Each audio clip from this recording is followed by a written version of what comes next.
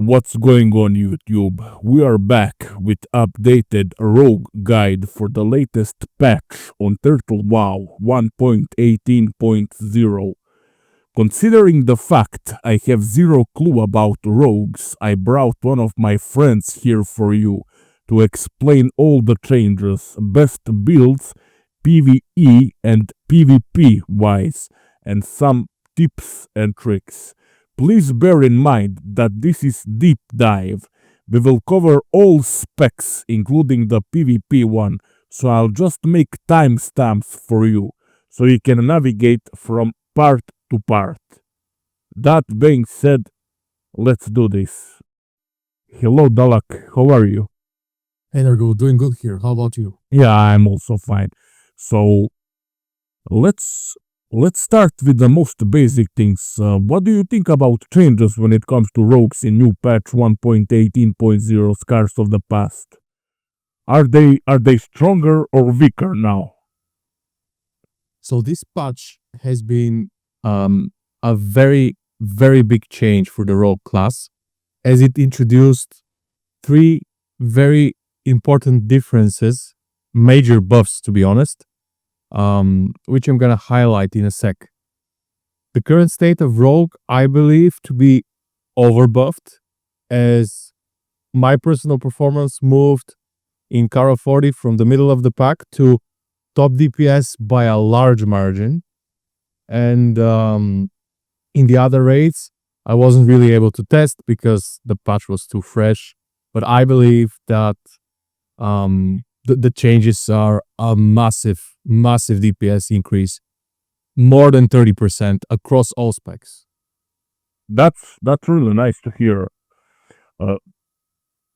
Dalak, let's start from the beginning.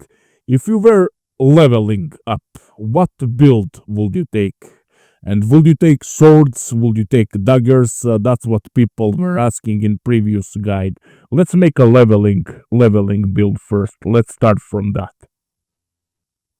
Okay, guys. So for leveling, I would say that there are two approaches to how you want to do that. One of them being the assassination route, the other being the combat route. The assassination route will, with the current state of the game, it will probably do more DPS, but until you get efficient poisons, which is very deep in the tree, you will probably struggle with the costs of all the poisons that you need to spend to actually play this spec. So this one actually is money dependent, and I would consider avoiding it unless I have a main character to sponsor my leveling. The other approach would be to go combat. That's how I usually level. It's a good way to level, a bit boring at the start, and it gets more and more interesting the more you get into the tree.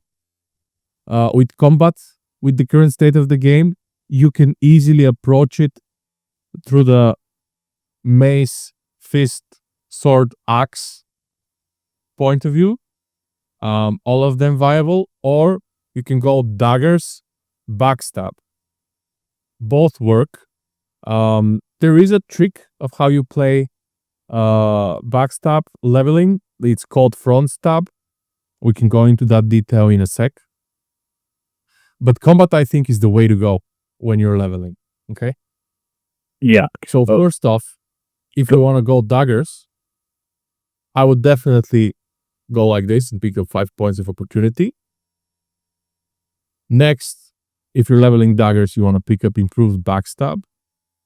At this point, it's going to be a really good idea to actually do the front stab trick, where you bind backstab to one or two keys on your action bar, and you bind those keys to the scroll wheel of the mouse so that you can have multiple clicks per second.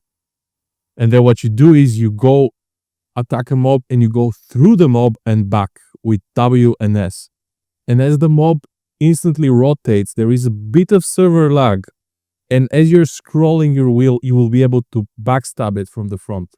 So that's the trick of leveling front stab. That's really interesting. I could never imagine something like that. Nice. I could demonstrate it in a sec if you want. I can fire up my WoW and we can see how it plays. It's super straightforward. Well, So yeah. So after you pick a backstab, I would say you just go precision. Improved sprint is a good thing. Then you pick up the dual wield spec. This is the bread and butter of deep combat because you're relying a lot on your auto attacks to do DPS. So then we're gonna pick up surprise attack. I'm gonna share with Narghul a very useful macro so you can bind it to your main builder, be it sinister strike or backstab. You want to pick up your close quarter combat, your weapon expertise, blade rush. This is a new one. I'm gonna talk about it in a sec. And then we're gonna pick up aggression and adrenaline rush, and this tree is completed.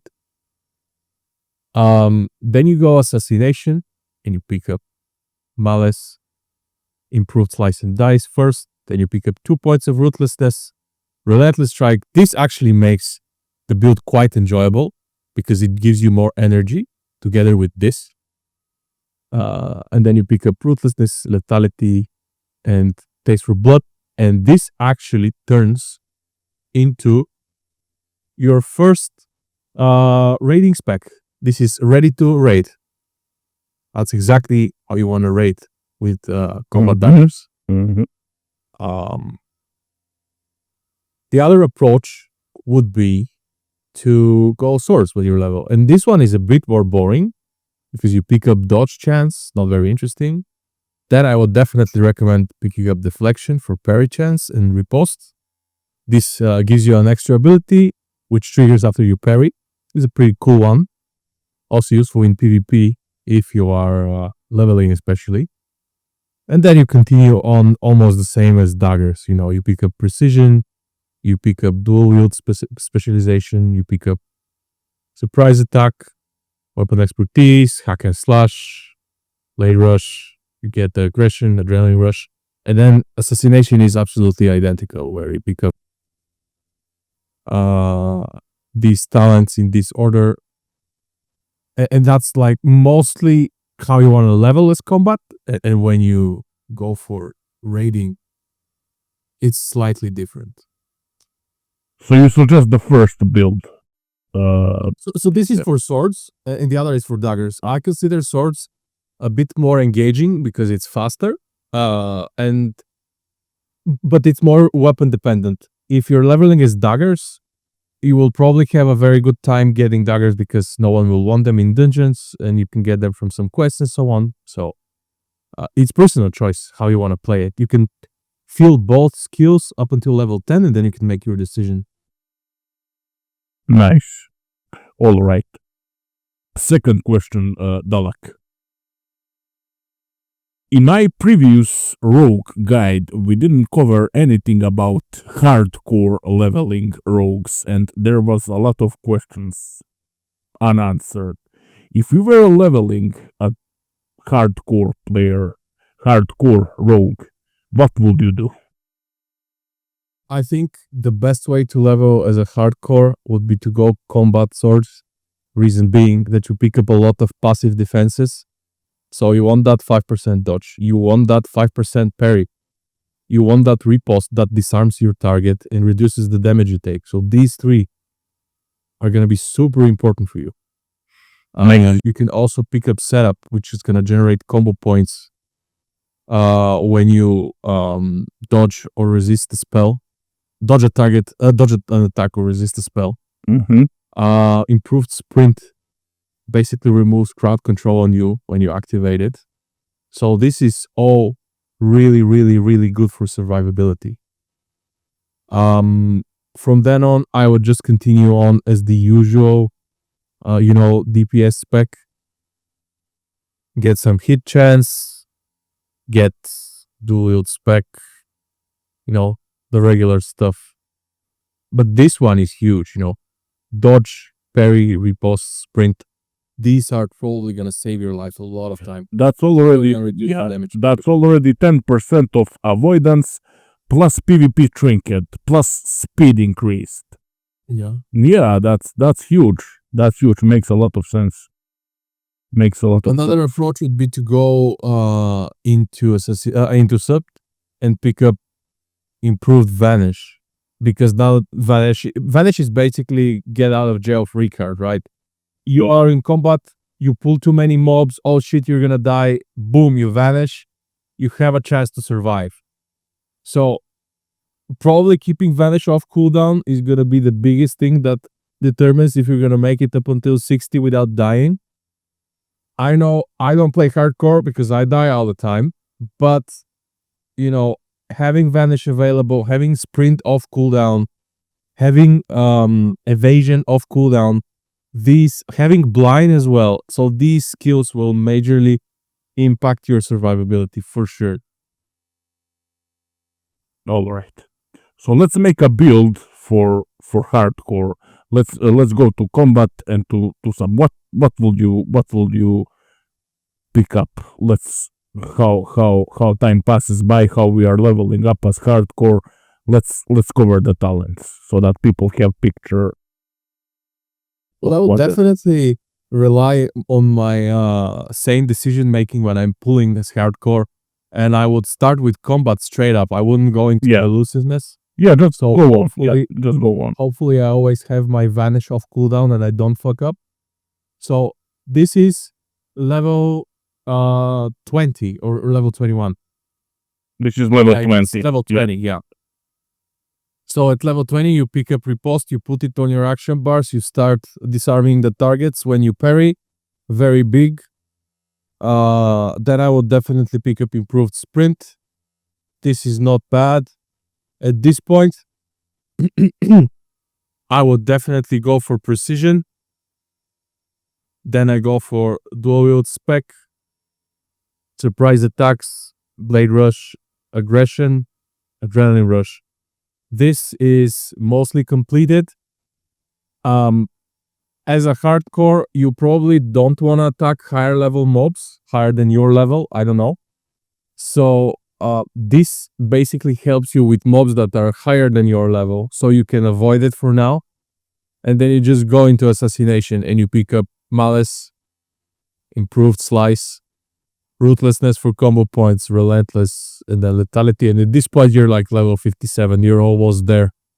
So just playing it safe, you can definitely go the regular route. It's mostly the same. All right. So that's how I would approach it. I've never done it. It would be really good if you could speak to someone who has done it. But from my personal experience, you can make it without having a short cooldown vanish and so on. But having a shorter cooldown vanish helps for sure. What would be the best spec for rogues when it comes to PvE? We are talking about DPS right now. Okay. So let me tell you first that this patch brought 3 major changes to how rogue is played in PvE. So the first, and I think the biggest change, is that they changed the ability Blade Flurry. As you can see, it's no longer in combat, but instead you learn it from the trainer. This is major. That means that every spec of the rogue class can actually cleave now. This is huge. So this ability now, instead of being a cooldown, is now a toggled ability. So you activate it for 25 energy, it triggers a global cooldown, and now you can cleave at will indefinitely at the expense of losing 20% of your damage, and you regenerate 30% less energy. So it's punishing you, but it's also giving you the ability to cleave whenever you want. So this basically means that raids that bring multiple rogues will have easier time clearing trash, and also you will have a huge opportunity to play in Kara, because Kara is ad management, and having Blade Flurry on all specs really helps all the rogues to get their raid spots and pumping Kara. So this is change number 1. Change number 2, also a very significant one, is this one. I didn't talk about it earlier, but this talent Taste for Blood used to be on the higher tier of the tree. You know, it was deeper in the tree. So it was unreachable for any spec that goes for the major capstone in their tree, right? If you go 31 points here, you cannot reach efficient poisons and venom and cold blood. So Taste for Blood is one tier higher, and now it gives you 3% extra physical damage per combo point spent on Rupture. So that means that if you go for a 5 combo point Rupture, it's gonna last 22 seconds. It's gonna give you 15% damage across the board. So this is a big one, right? 15% on a decent class turns it into a very strong class for sure. It also makes gameplay significantly more entertaining because now you're trying to maintain Slice and Dice and Taste for Blood, which is a good thing. Nice. The third major change, which is mostly major for combat, but also there is a change for Assassination and Sub, is they introduced additional energy generation for all our specs. So right now, for Deep Sub, they relied on Honor Among Thieves to regenerate energy. They reduced its its internal cooldown from 2 to 1.5 seconds, which is big. And then now you can also trigger the effect of the talent yourself. So you no longer have to rely only on your party. And it really sucked when you had a slow attack speed party, such as a bunch of warriors. So this is a big one. The other thing they did is they redid Vigor. I am not exactly sure how it used to work before, but now every time you hit with a poison, you gain 2 energy and it doesn't have an internal cooldown. So Assassination starts feeling how people that played Wrath of the Lich King Assassination, if they remember how that felt, it should be quite similar. And then combat, this is the big one. This actually makes the rogue scale kind of like warrior exponentially. Blade Rush. Blade Rush, right? Yeah, Blade Rush. Yeah. So this is kind of like the warrior scale, right? They scale with their own damage. The more damage they do, the more rage they generate, the more DPS they do. With Blade Rush, basically what happens is you get 5% attack speed. That's cool, right? But the real kicker here is that you start scaling really great with agility. So the current state of this talent as of August 19th, 4 days after the patch, is for every point of agility, your time between your energy ticks, which is 2 seconds by default, reduces by 0.0012 seconds. What the fuck does that mean? Well, it means that if you start stacking agility, let's say you stack 500 agility fully consumed and raid buffed, oh wow, now you're gonna generate 20 energy every 1.4 seconds. And then the more you pile on after that, the even better it gets. So at around, I think, 820 agility or so, which I don't think is achievable in a regular setup, but if you stack agility and get Grace of Air from a shaman, it could be reachable. With that setup, you will regenerate energy every second, so it basically has a passive adrenaline rush effect. Adrenaline rush is 15 seconds on a 3-minute cooldown. This one is passive, so this is It's working better. It's working always. It's working always. It's about 12 times better Wow. than adrenaline rush when you are stacking crazy amounts of agility. And then you can always activate adrenaline rush for more energy, but at this point you will probably not be able to spend it. At such insane gear levels, the only thing you can do is you can go daggers because they spend more energy per second. They have the capacity to spend more energy. But that's extremely high-end stuff. Like I don't think with the current state of the game, this is the expected performance of rogues. All right, so let's cover it. Let's feel the talents. All right. So I'm gonna show you there are 4 viable builds for endgame. Even 4 viable builds. Yeah, you have 4 builds, and Wow. all of them are great. All of them are great until we see what potential nerfs we might see. Okay. Okay. So let's start with the vanilla one. This is the simple one.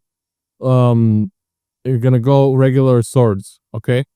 Combat swords, maces, fists, straight for axes as well. So it doesn't matter which one you pick. Lightning reflexes opportunity doesn't make a difference. You go 5 precision for sure. You pick up improved sprint because sometimes in raids you get incapacitated. Setup is not bad. Every time you resist, there is a chance you get a combo point.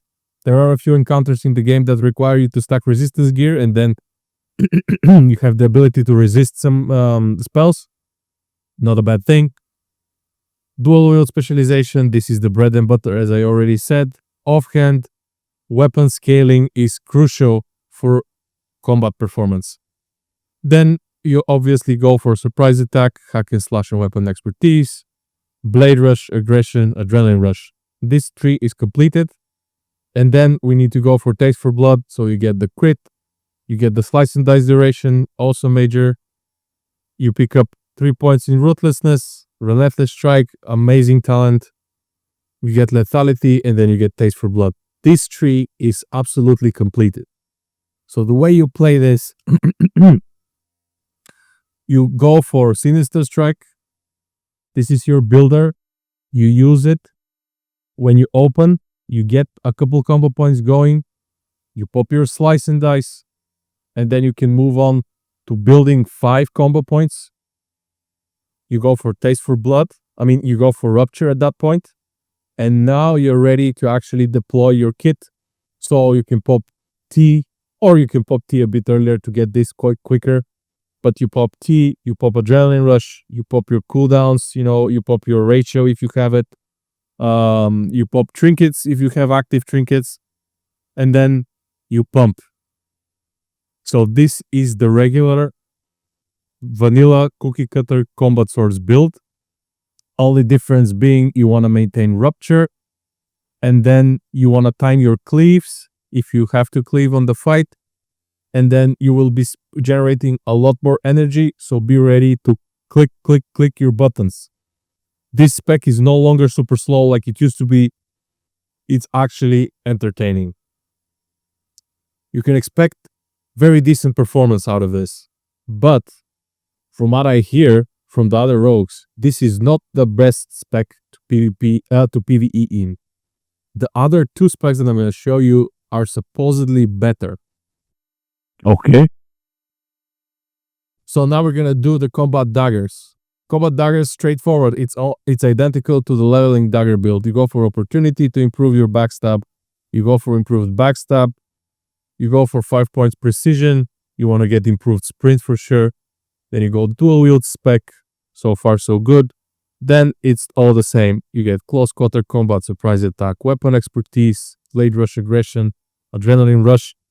31 points. This tree is completed. And then it's absolutely identical to the assassination setup, where you basically pick up these talents. There is no other way. This is the way to go.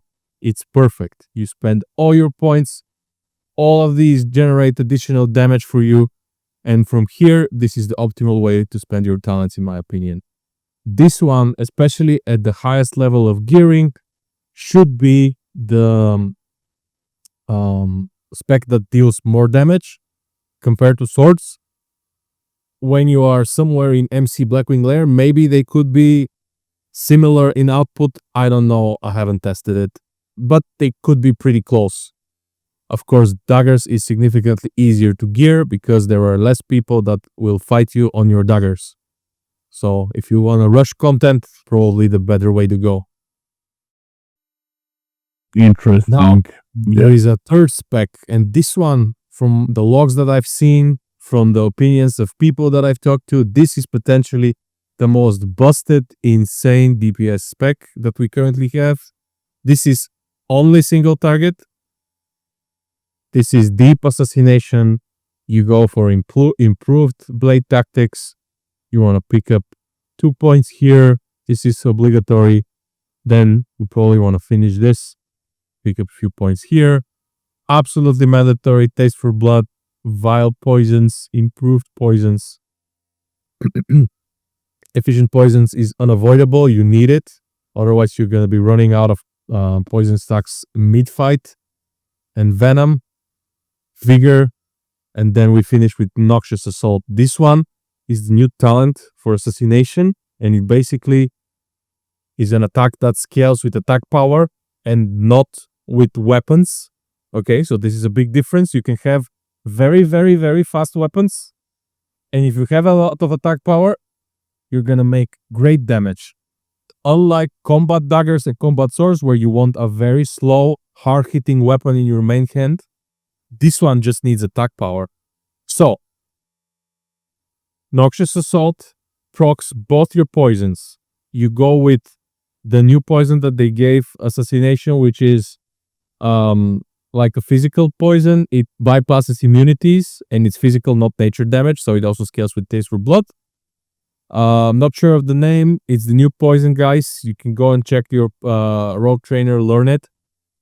It's straightforward. There is a book in Kara that improves Noxious Assault, gives you 1 extra rank. It's probably a good thing to have, but I think it's a minor thing. Definitely not worth spending 1,000 gold on it. You finish up 1,000 gold. Well, it was listed for 1,000 gold on day one. I don't know how much it's gonna cost now because I think it's a very high drop rate. Drop to 50. Right. Just like ancient warfare text. Yeah. Oh yeah, yeah, for sure, yeah. for sure. Okay.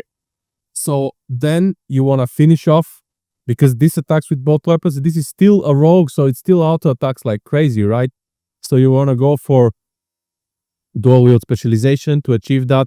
You can pick either of these abilities. Let's go with dodge, go with precision, get set up and improved sprint, and then you finish up with dual wield spec, and this build is completed. Some people are advocating for Seal Fate. I don't think you have the 5 talent points to spare to get Seal Fate. I don't think it's a viable approach. I would definitely like to complete lethality, but also not enough points. So I think this is the way to go. We're gonna learn for sure in a few weeks. This gameplay is different than the others because this gameplay actually uses a different builder, Noxious Assault. And then you open, you get a couple combo points, you get your slice going, and then you need to go for a 5 combo point taste for blood, and then you need to go for maybe 1 or 2 combo points in venom. And venom basically makes your poisons hit like crazy. Actually, I think you go slice and dice and venom and rupture, because this will actually help you generate more energy and get your rupture going faster. But the goal here is to maintain a 5 combo point rupture going on the target for 15% extra physical. And then you go how much points you can spare between maintaining envenom and slice and dice. It's probably going to be 1-2 combo points slice and dice, 1-2 combo points envenom, 5 combo points rupture. Every 22 seconds you need to refresh this. Rank 1 slice, 1 combo point slice is I think 16 or 18 seconds if I'm not mistaken. Then envenom is going to be 12 seconds with 1 combo point, 16 or 2. So you actually need to manage your energy and manage your debuffs and buffs uptime, because this is gonna make or break your DPS. I've seen logs on Patchwork. This guy did about 2,200 DPS for Patchwork kill. I don't know how geared he is. He's definitely using 2 very fast weapons to get a lot of poison procs. I suspect that he's Kara geared. I haven't checked. But this is potentially busted as hell and could see flash nerfs within 2 weeks. I might be paranoid, I might be insane, but I think this one is primed up for nerfing because it just stands out too much. Another thing, this build is mostly single target. I don't think it has the capacity to cleave like combat daggers or combat swords. So This one is definitely something that you need to communicate with your raid leader in Kara. Hey guy, you cannot rely on me for cleaving. If you want me to cleave, I need to change my spec. I'm gonna do single target damage and it's gonna be insane. Okay. So this is your third DPS spec. This spec is extremely viable in its current state. I haven't tested it myself because I'm missing a fast main hand weapon, but we'll see. We'll see. I'm working on it. I'll give you an update if I get one in time. Alright. Now here comes the most hated of them all. I think it's entertaining. I think it's gratifying. And my personal experience, I've managed to also do significant amount of damage on single target encounters with it. This is the sub spec. This is the raid support spec. This spec, every raid that wants to pursue higher content is probably gonna have at least one sub rogue in the raid. That sub rogue might be forced to use annihilators. If you have access to Kara gear, I wouldn't recommend it, especially with the new axe from Cruel, which can proc similar to Annihilator debuff on the target, and it actually removes Annihilator, so why spend 1,000 gold on Annihilators that you're never going to use? I wouldn't do it.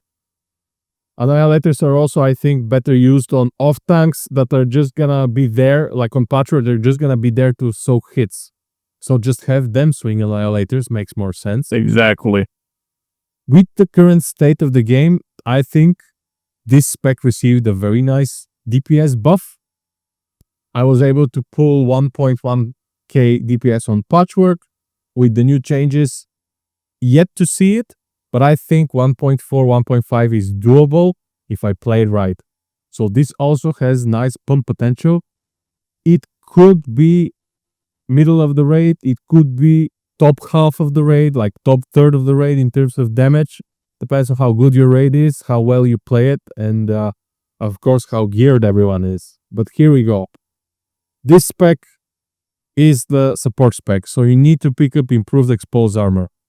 You wait for warriors to do 5 sunders, you get 5 combo points, and then you apply improved exposed armor. Just a sec though. Under armor of the target, and from that point on, you need to maintain it on the target. Yeah. So that the raid can do damage. If it falls off, it's not the end of the world, but you better reapply it very, very, very quickly. Like no more than 1-2 seconds, guys. So you need to keep it up. So improve One is very important. sorry. Improved exposed armor removes 5 stacks of thunder armor. Yeah. Okay. Correct. Okay. I think even lower combo point count could also remove it, so you have the ability to fuck up. Okay? Make sure you apply it at 5 combo points. And bear in mind, this is a finishing move, so it could be dodged. So definitely try to reapply it with at least 1-2 seconds remaining on it. So if it gets dodged, you can still reapply it and it doesn't drop.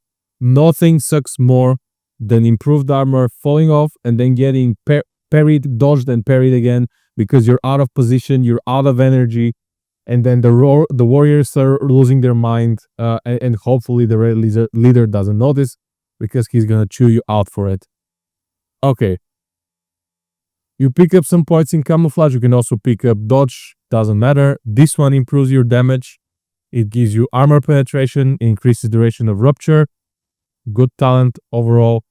You can go for elusiveness to reduce the cooldown of Vanish. I think Vanish is very beneficial in combat. Now we have the second ability that they bring sub-rogues into the raid for. This is called Hemorrhage.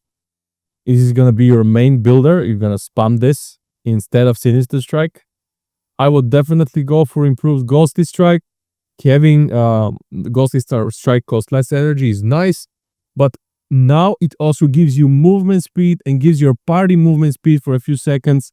So if you have a positional fight, like for example, Mephi, and he's gonna do the crystals any second now, you pop a Ghostly and then your melees can get there a little bit faster. It's definitely gonna feel better. This also has a good interaction with the new Rogue passive, which gives you 7% movement speed unmounted. So this is a good thing.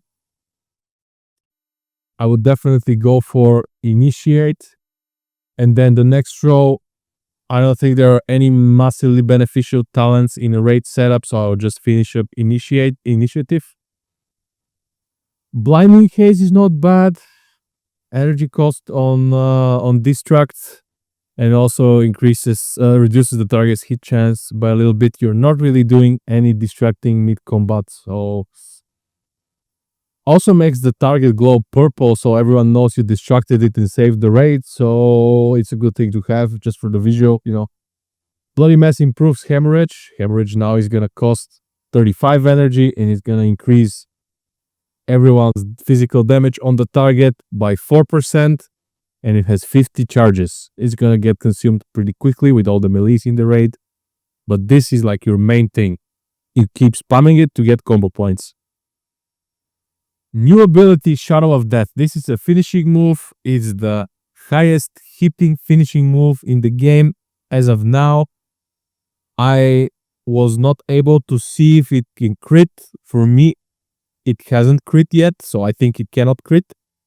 It basically scales like crazy with your attack power. If you have multiple raid mates beating on the target, it's gonna get stacked up very quickly.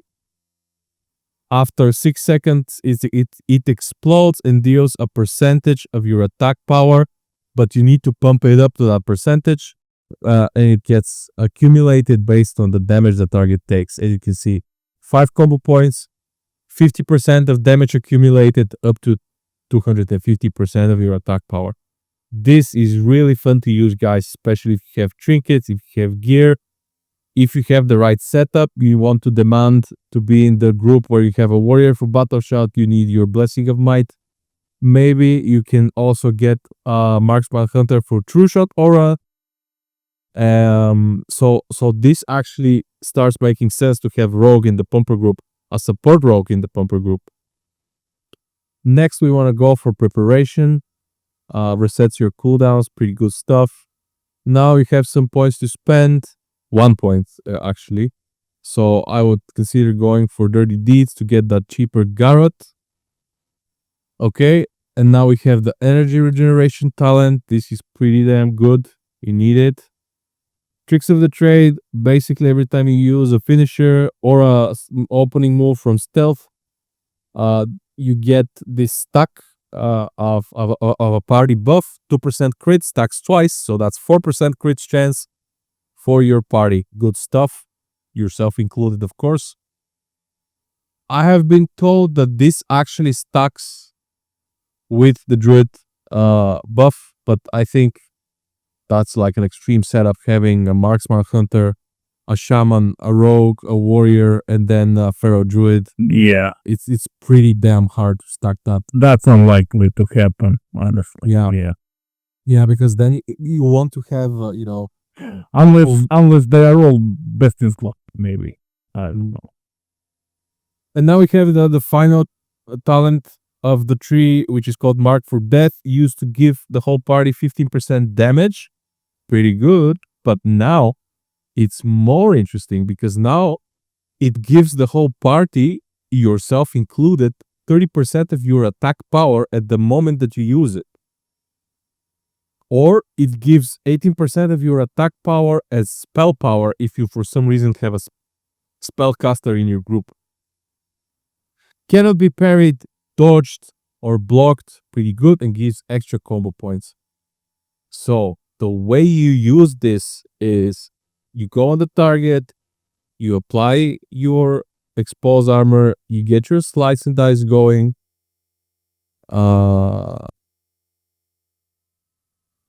You get 5 combo points rupture going. So now we have 3 finishers up. Now is the tricky part. You need to have enough energy to pull it off. Maybe pop up Subtlety, maybe save up some energy. I don't know. Just make sure expose doesn't drop. But the way you pull it off is you get 3 combo points. You pop your your active trinket that gives you attack power, such as Earth Strike, Slayer's Crest, Jomgabar. If you have a Jomgabar, you need to wait for it to stack up first before you pop it. when you reach maximum stacks for Drumgabar, you have everything else up. I don't know. You pop Mark for Death, and then you immediately execute with Shadow of Death. This way, I've been able to get Shadow of Death to hit on the dummy for 7.8k. Non-crit. So this means 7.8k damage. Wow. This one is 1 minute cooldown, so you cannot spam it. But 8k damage every 60 seconds is well over 100 DPS gain. So this is amazing. If you have the energy, if you have the capacity to actually set it up, if it's a easy fight, you don't have to move around a lot, do a lot of crazy shit, definitely go for it. I don't think this can cleave. I don't think this can crit, but it deals crazy fucking damage. So this actually makes this spec, in my opinion, the most interesting to play, because you have to maintain improved exposed armor, slice and dice, rupture, and you need to also, you're going to maintain the hammers by default, and you also need to make sure you get a good Shadow of Death, and you need to stack Mark for Death with your cooldowns, with your trinkets. You can also pre-med, preparation to, reset the cooldowns and apply this and this again. If it's a short fight, it's a no-brainer. That's how you go for it. I would not be surprised to see a very experienced rogue beat top DPS in lower tier rates, because bosses die so quickly. So if you can pull off 2 Shadows of Death on a 45-second fight, you're definitely going to be top DPS. No one is going to beat you, not even Assassination. It's going to take Assassination 20-30 seconds to set up all their cooldowns. Well, this is probably going to get you there, Yeah. So this exhausts the 4 viable DPS specs, You have 4 things to play around with. 1 is support, 2 is classic combat, the 4th one is the new, probably top DPS, maybe the top DPS class overall. The 4th one, this is the 4th one, right? Or yeah. So you would call this the best DPS spec? Assassination. So this spec is the support spec. It has the lowest. Yeah, right. Improved exposed armor, exactly. This is the lowest DPS potential for sure, but it's more entertaining. The best DPS spec is the deep assassination spec with Noxious Assault. From what I've seen, this could probably be the best DPS build in the game currently between all classes. All right. Dalak, brother, what about swords, daggers, fist weapons? What do you recommend people to get? Well, we already went over it. The classic sword spec, the one with the lightning reflexes. Sword. Precision. Right. Yeah. Do you want to go over it again? Or? No, I'm just asking a question because people asking, should I go swords, should I go daggers, and all that kind of things, So I think you need to make a strategic decision. You need to see what the raid, the guild that you're going with is, how much they're geared, and what classes are being played. But if it's a regular guild, you will probably have a lot more success gearing up as daggers, because there will be less competition on your items, on your weapons, Yeah. So weapons, you want to go for daggers because maybe some warriors are going to contest your daggers, but overall, they're going to be only for you. If you go swords or maces or fists, I don't think that there is enough itemization to go for fists. The first time fists become viable is when you kill Khotun and you actively start farming his very rare 4% drop rate fist weapon, the one with the tentacles. I have it but I got lucky. So it's definitely a viable option later in the game, but at the start, fists is not a good approach. Swords is the easiest way to go, for sure. I could see axes also being pretty easy. They added additional maces to the game. They made Ironfall a set now. So if you farm MC and you get that mace weapon from MC, and then you get Ironfall, you can definitely pick up, the mace spec and go combat maces, identical to combat swords, but instead of putting talents in hack and slash, you put them in close quarter combat. As you can see, it gives mace, dagger, and fist weapon extra crit chance. So it's all itemization. You have a lot of flexibility. So if you have very good slow weapons, you go for swords. If you have very good daggers, you go for daggers. If you don't have any weapons, I suspect the way to go is you go for Noxious Assault because it doesn't scale off your weapons. You need 2 fast daggers. There are options for fast daggers when you're starting to raid. If your pockets are deep, you can go with Alker's Sunraiser, the epic dagger for level 60 that drops from log boxes, I think. Extremely expensive. I think it's more than 1,000 gold. Very fancy, 1.3 attack speed. 2 of those. Whoa, you will be slicing through everything. Or maybe Rend Dagger. In terms of itemization for combat, I would definitely consider going for Tempest Rage if you have the reputation and you have the time and the will to actually grind Silithus. Yeah. You can get multiple bosses summoned per day. You can get multiple drops per day. If you're lucky, you need only 1 Tempest Rage. It got nerfed recently, but it's probably one of the best swords offhand you can get. Exactly. It's probably gonna last you until Nax, maybe even later. I still use it in Kara. It could potentially be really strong with a very fast sword in the main hand, like Iblis from Nax, and you go for Noxious Assault swords. That's what I want to test, but I don't have the gear for it. I don't have Iblis. I don't have the Hungry Cold, so I don't know. All right. And last thing, PVP spec. What will you do? So I don't really do a lot of PvP, right? Yeah. But I think the way you do PvP is you either go deep Asa or you go deep sub. Sub. I think sub, yeah. I think Asa has the damage potential, but if you're playing in a group and the group is relying on you to lock down a target, you definitely want to go sub, man. Like, look at this, 1.5 seconds extra duration, or Let's try to make a build. I'm going for improved gouge. Okay, It goes from 4 to 5.5 seconds. Amazing. So yeah. I'm gonna go for camouflage just to get going. Now, if I'm playing daggers, improved ambush is the way to go.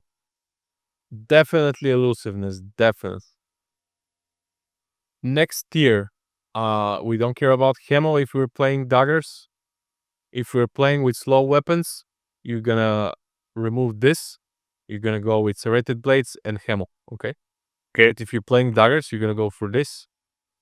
You're gonna go for definitely initiative, so you can get 3 combo points for your cheap shot. Helps a lot with locking enemies down. I don't know about smoke bomb. I don't know if it's buggy, how it works, if it works.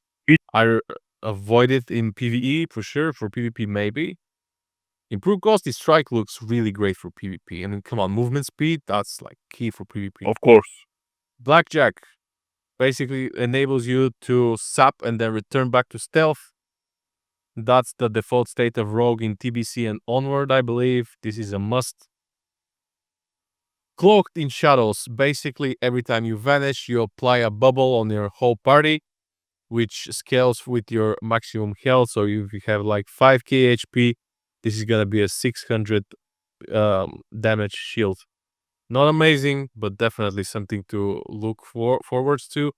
I believe if you're dotted and it works correctly, if you vanish, you get the shield and you will not be knocked out of stealth on the next time the dot ticks. Needs to break the shield first, so this could potentially be pretty damn good. All right. Okay, so we need to get 1 extra point somewhere. Let's put it in Ghosty Strike. Absolutely preparation, for sure. You want to be able to reset your cooldowns. Dirty Deeds, that's a must. Shadow of Death. I personally believe that this one could be used as an execute, but just use it towards the start of the fight. You know, it takes 6 seconds to activate, so if you have multiple people on the same target, you do 3-4 combo points Shadow of Death, and then they pump it up a little bit, and then you're gonna let it die. It's gonna deal 1,000 to 2,000 damage for sure. Unavoidable damage. The target is gonna die. At this point, at this point, I believe that some people will start putting talents in maybe one more point in improved stealth. What do you think? Camouflage. Well, if you put one more point here, you will unlock the next tier of talents, and I suspect that you want to go for Honor Among Thieves, and I think you don't want to go for Tricks of the Trade and Mark of Death. I don't think that this is that beneficial in PvP. What I personally believe you can go for is combat. So you go dodge, or if your daggers to improve your ambush further. And then if your daggers, you probably want to get the backstabby, get some points here. This is absolutely must in PvP, I think. Removing, of course, crowd control is huge. I mean, movement impairing, not crowd control. Here, I think you have enough points that you can play around with. If you face a lot of melee, this could potentially save your ass, disarming the melee that's hitting you, dealing a little bit of damage, potentially a good plan. Setup is pretty good if you're fighting melees again, because you're dodging, and so you're building combo points passively. If you resist something, then you get access to improve kick, which silences the target. Pretty damn good, I think. Of course, against casters. Down those pesky mages. Yeah, mages, warlocks, elemental shamans, you name it. Yeah, but consider this. This is daggers, but if you go for maces, here it gets interesting. You're gonna go for gouge. You're gonna go for camouflage. You're gonna go for this. You're gonna go definitely Hemo because you want a fast builder. You're gonna go sap. One more point somewhere, I think. Cloaked in shadows. Yeah, cloaked in shadows. You're gonna get bloody mess for sure. You're gonna go Sigil. You're gonna get this. You're gonna get this, and I think you go dodge. You definitely go parry. You go improved sprint, maybe a couple points here, and then you get improved, concussive blow, 6% to stun your target for 3 seconds if you're using a mace. I think this is a good one. Does it stack with cheap shot at kidney shot? Yeah. Wow, kidney shot. But it's a chance, so it could happen, but it might also not. That's amazing. That's a 10 seconds stun over there, literally. Yeah, well, diminishing returns are gonna impact. Yeah, but first cheap shot, kidney shot, and then if mace procs, that's like what? 3 plus 5 plus 3. That's like 10 or 11 seconds of stun. Potentially, yeah. With diminishing returns, you can expect like 8 or 9 seconds. Yeah. Okay. So this is pretty good, right? But I think you can also consider going something in Asa spec. You want to go for Relentless.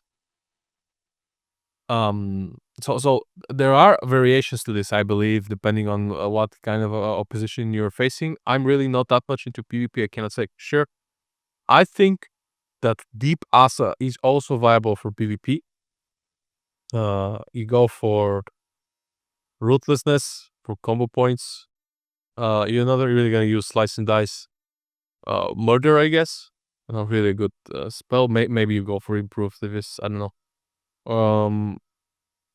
Definitely Relentless Strikes. Throwing weapon specialization allows you to use your Deadly Throw to apply poison, yeah. Pretty good, I think. Of course. So now we're gonna go for, I don't know, maybe Murder. Definitely go for poison application and poison dispel chance and poison additional damage. Now, I think you want to go for Cold Blood. Efficient poisons is not that important for PvP. Maybe get a point here just to get additional chance to for your poison not to be resisted. You want to go for Vigor. Potentially go for Seal Fate. I don't know if you want to go for Envenom and Noxious Assault. I don't know how you're gonna build your character. But I suspect that once you get this, you can go Gouge, Camouflage, Serrated Blades, Elusiveness. Hemo, and I don't think you're gonna have enough points to get deeper in. So you might, I don't know, might as well go for this approach. Or you go for crit damage, or you go get some dodge. I really don't know how he's gonna interact, but I think Seal Fate is an important one, because combat point generation is the bread and butter of PvP. I will go for critical strike, definitely. Well, there is no critical strike that you can pick up anywhere else. You have 5 points here. The other crit you can pick up is over here, so you don't really have access to that. So you can play around with it. I don't know about Camo though. Like maybe you're gonna go something like this. And if you go daggers, you're gonna go get ambush, and then your build is complete. And that's it. I don't know how much you ambush in PvP. I suspect that you mostly cheap shocks, but I don't know. Maybe you can vanish ambush and finish off the target. Yeah, exactly. So, is there anything else that you would like to teach our viewers? Some kind of tips, tricks, what you learned? You told me that you are playing World of Warcraft since 2004, literally since World of Warcraft came out. And you've been playing Rogue. That's like what now? 20, 21 years. Is there something that... Yeah. I did have a massive break in the middle, right? Because Yeah. I played it when it released just so I could see the game. I leveled to 60, and that was my entire experience with vanilla. I don't think I played TBC. Well, no, wait. I played TBC for a little bit to see how that feels. I didn't play Rough. I never raided as a child. Then I grew up in university. I think I played some kind of a private server like Nostalgius or something. That's when I actually started raiding as a rogue. So Still. classic vanilla. Yeah. So maybe I have like 4 or 5 years of experience as a rogue, maybe something like that. Maybe 6. On this server I've played for over a year now. I like it because it has its own take on how rogue is supposed to play. It's different. It's better than vanilla for sure. It's more interesting to play. There are variations. This is really appreciated. I really hated the vanilla meta where you stack world buffs and then you auto attack, and that's your whole setup, you know. So this is actually really fucking good the way the WoW have done it. Third WoW is amazing. So, do you have anything to add for the end of the video, like some kind of tips, tricks? I mean, sure, I can tell you a few things. So what you want to consider even more before the current patch, but you want to try to get as many options that give you energy regeneration as possible. For example, Dark Mantle is pretty damn good. I think with the current talents, it's not as amazing as it was because now you can generate energy through other. By the way, guys, sorry, Dalek. By the way, for you who don't know, Dark Mantle is 0.5 tier. Get it top upgrades. Yeah, exactly. So it's a very good one. 0.5 tier. Yeah. It's a little bit expensive, but yeah. Yeah, it's not that mandatory though. Like before, you really wanted it if you want to go to Nax. Now, not so much. Now I think you can go to Nax with just AQ gear. Then you have the trinket from ZG, the one that's class specific, the one from the Mojo Madness event. Pretty damn good. I don't have it, but you can farm it. It takes about a month to farm because you need all the events, the weekly events, so you can pick up all the pieces. That's pretty good. You definitely want to have Subtlety when you're raiding or when you're PvPing. That's 100 energy on demand. Amazing. The AQ set gives you a little bit of energy back every time you use Slice and Dice. It's not amazing, but it's not terrible either. And they also buffed it a little bit in the patch. So now you can get that Slice and Dice energy thing at two set pieces. And if you go for 3, you get an additional poison proc on your target every time you hit the target with a poison. So it's pretty decent one for sure, especially if you're playing Asa. Another tip that I would have, especially if you're playing, regardless of what spec you're playing, you need to make a binding macro that's basically the way it's gonna work is, regardless of how much energy you have, if you're close to a target, it will start auto attacking. And if you have enough energy, it's gonna use your builder, which is gonna be Hemo or Sinister Strike or Backstab or Noxious Assault if you're Assassination. So basically, the idea behind this macro is stuff dying so quickly when you're doing trash that you might be in a situation where you kill a target, your auto attacks stop, you select your next target, and you don't have energy for 2, 3, 4 seconds to use an ability, and you're just spamming your ability, but you're not starting to auto attack because that's how vanilla works, right? And that's just wasted 4 seconds that you could be auto attacking and dealing damage to the target. So this macro, I'm gonna send it to Narghul. He's gonna put it somewhere, I guess somewhere. I'll pin it in the comments down below. Yeah, it in the comments or something. Basically, you put your auto attack on your bars on a key that you want. For example, I put it on the 0 key, and then you bind it with a macro where it says start using ability on key 10 or something like that, and then use Sinister Strike. You can also add Surprise Attack to the macro. I have added it because I spec into it. But basically, Surprise Attack is something that happens after your attack gets blocked, dodged, parried. And basically, it's an instant attack that deals percentage of your attack power as damage. Pretty good. It gives you 1 combo point and it costs only 10 energy. So it's a really, really cheap 1 combo point. Potentially you don't want to use it when you're about to energy cap, but to be honest with you, at the current state, I wouldn't be too bothered with it. But if I get more agility gear, I might unbind it because I will be getting energy capped a lot more. So this is definitely a good thing, especially, actually, if you're playing swords or daggers, you should, I think both specs really use it. And it's a good thing to bind it with your main builder and with your start attack macro. Roger. So yeah. Yeah. Another thing that I can think of, I haven't tested it here, but I think PRD pickpocket runs are one of the ways to make gold when you're fresh 60 and you cannot grind anything on your own. So potentially do that. And another tip is investigate how you can perform ZG Hikari node mining. If you are a miner with 300, I think 265 mining skill, you should be able to pick up the Hikari node if you're spamming ZG alone. Definitely a good way to make money. That's how I make mine to prepare for raid. Let me just think about it. There was one more tip that I can think of.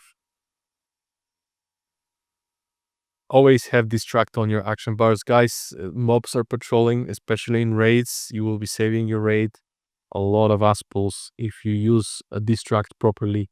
Also pretty useful to keep Patrick in place so he doesn't wander off to the end of the room.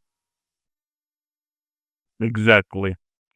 And one last question, though. Short question, short answer. Best professions for Rogue. Yeah, for sure. So if you want to make some money, get mining. For sure. Mining. And you can farm ZG alone. Now, if you're raiding, I think the only viable profession for raiding players is engineering. Of course. Engineering. PvP, PvE wise, exactly. For sure. For Yeah. PvP, you get the sick stun grenades. You get some nice goodies like the reflection devices, the Sabotages also, and all that kind of things. Yeah. Exactly. And for PvE, you get suffer charges, pretty damn good. Yeah. For PvE, you also can use dense dynamite to improve your performance slightly because it's off global cooldown. It's like a 400 extra damage. I'm not sure how long its cooldown is, but you can definitely use it. Engineering also gives you teleportation devices, Gadgetzan, I think Everlook. Yes, Winter No. Spring, Everlook. Yeah, Winter Spring, yeah. But one thing to remember here, guys, is that it can malfunction, teleporting you high in the air, and basically it's gonna kill you if you let the fall damage go through. So mages blink, rogues have a safe fall ability. It's not gonna save you guys. Get the parachute cloak for sure. That will be pretty much it for this guide, guys. Hope you learned something. If you made it this far, please consider subscribing, commenting down below, and liking the video for algorithm. And I'll do my best to answer on all your questions. Sorry, Dal. Thanks a lot for being my guest today. Thank you for having me, Narghul. Been a pleasure. All right. See you and take care. See you.